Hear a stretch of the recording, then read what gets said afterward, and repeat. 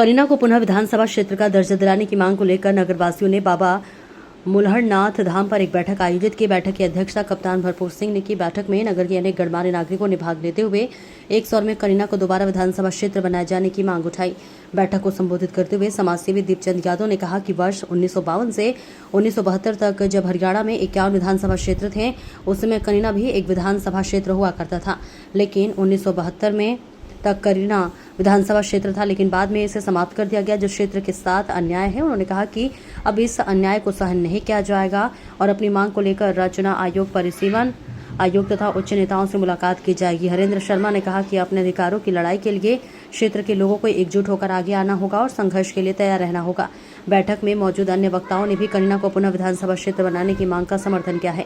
बैठक के अंत में निर्णय लिया गया है कि इस विषय को लेकर आगामी 26 अप्रैल को पुनः बैठक आयोजित की जाएगी, जिसमें आगे की रणनीति तय की जाएगी। बैठक की अध्यक्षता कर रहे कप्तान भरपूर सिंह ने कहा कि करीना को विधानसभा क्षेत्र समाप्त करना क्षेत्र के साथ अन्याय था और अब क्षेत्रवासी अपने अधिकारों के लिए संघर्ष करने को तैयार हैं।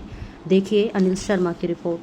की गई है कनीना विधानसभा क्षेत्र बनाने को लेकर आप पहुंचे हैं, क्या कहना? आज हमारे कनीना गांव के गणमान्य व्यक्तियों की मीटिंग हुई है, जिसके अध्यक्ष कप्तान भरपूर सिंह को बनाया गया। उनकी अध्यक्षता में जो गांव के गणमान्य व्यक्ति थे और युवा साथी थे, सभी ने मिलकर आज बाबा मुल्हड़नाथ आश्रम के प्रांगण में एक सभा का आयोजन किया गया। जो सफल आयोजन इस सभा का हुआ है, उनकी सभी की एक मांग है, एक आवाज में, एक मत में ये आवाज उठाई गई, कनीना को पुनः हल्का बनाया जाए। जो हमारा हल्का 1971 में तोड़ा गया था, उसको पुनः दोबारा स्थापित करके कनीना के वर्चस्व को और हमारे जो ब्लॉक के गांव हैं उनके हक को दिया जाए। ये मांग हमने सब ने एक पुरजोर तरीके से उठाई है और आगामी कार्रवाई के लिए कनीना और आसपास के क्षेत्र के गांवों के हर युवा, हर बुजुर्ग इस लड़ाई को संघर्ष के साथ लड़ेगा। और राव इंद्रजीत सिंह माननीय हमारे केंद्रीय राज्य मंत्री, आज दक्षिणी हरियाणा के सशक्त नेता है,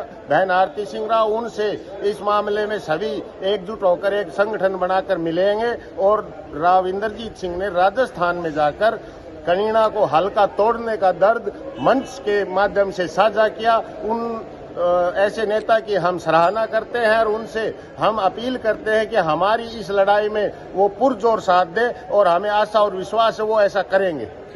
देखो, ये पूरी जनता की भावनाओं का है कि जब शुरू में देश आजाद हुआ था और पहला इलेक्शन 1952 में हुआ था, उसमें हमारी विधानसभा कनीना था और उसमें सबसे पहले कनीना से ही एमएलए बने थे, सूबेदार ओंकार सिंह। दोबारा भी 1954 में सूबेदार लाल सिंह बने और 1972 तक ये चलता रहा। और जो हम चाहते थे, हमारी जनता चाहती थी, वैसा ही काम होता था। विशाल हरियाणा का हुआ, प्रतिनिधि हुआ, चाहे कोई भी कहो, जो हमारे नजदीक थे, हमारे लगातार 2 यहाँ बने, फिर 2 बार बाबू दलीप सिंह बना। अभी हमारे कनीना गांव की या चारों तरफ, सिर्फ कनीना गांव का नहीं, कनीना गांव के ब्लॉक हैं, उनकी सबकी आवाज है। पीछे भी 2006 में भी यही आवाज थी कि हमारी जो पहले इज्जत थी वो दोबारा मिलनी चाहिए।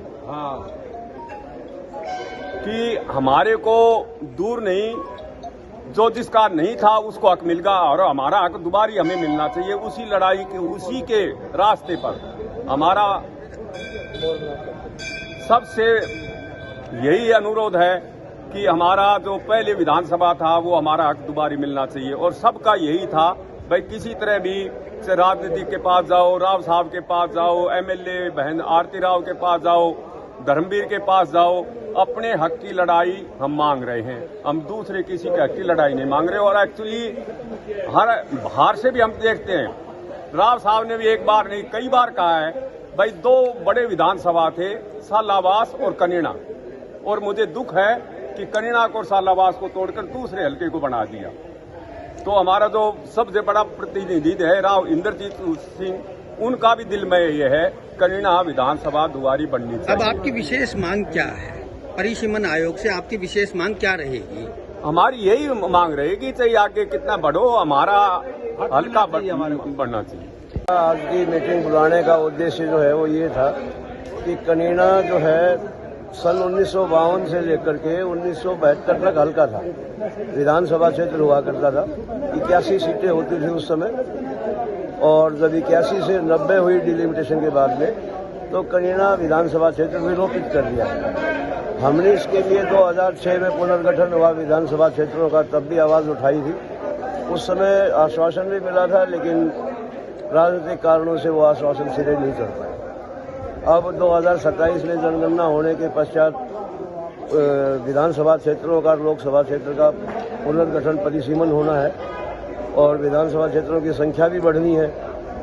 तो हम इसलिए इस प्रयास में है समय रहते कि इलाके के लोगों को जागरूक किया जाए, ताकि अपने दक्षिणी हरियाणा का प्रतिनिधित्व विधानसभा में मजबूती से रखने के लिए एक और विधायक यहाँ से बन सके। आज की बैठक के अंदर क्या कुछ निर्णय लिया गया है? आज की बैठक में विधानसभा सब शर्तें पूरी करता है। आज की जो बैठक थी, इसमें निर्णय लिया गया है कि एक मीटिंग और बुलाई जाए, और तब तक एक तदर्थ कमेटी जो है वो बना दी जाएगी। उसमें हम लोग मिलकर के सभी लोगों का सहयोग लेने का प्रयास करेंगे, और कोशिश होगी कि कनीना को विधानसभा क्षेत्र का दर्जा हर हाल में मिले। सभी राजनीतिक दलों के नेताओं से भी संपर्क किया जाएगा। अलग अलग शिष्टमंडल जो है वो जाएंगे, मिलेंगे लोगों से और अपनी बातचीत करेंगे। अगर बात करें विधानसभा स्वरूप की बात करें कनीना की, तो क्या कुछ आपको लगता है कि कितना एरिया शामिल हो सकता है? क्या संभावनाएं क्या नजर आती है इसको लेकर? संभावना हमने पहले ग्राउंड वर्क किया हुआ है। हमारे पास पिछली बार जो है करीब 80 ग्राम पंचायत, 84 ग्राम पंचायतों के रेजोल्यूशन थे। तो हम ये समझते हैं कि शायद वो गांव इस बार तब नहीं हो पाए, तो इस बार वो जुड़ जाएंगे इसमें। हमारे पास एक डेटा है, और हम समझते हैं कि शायद वो सिरे चढ़ जाएंगे।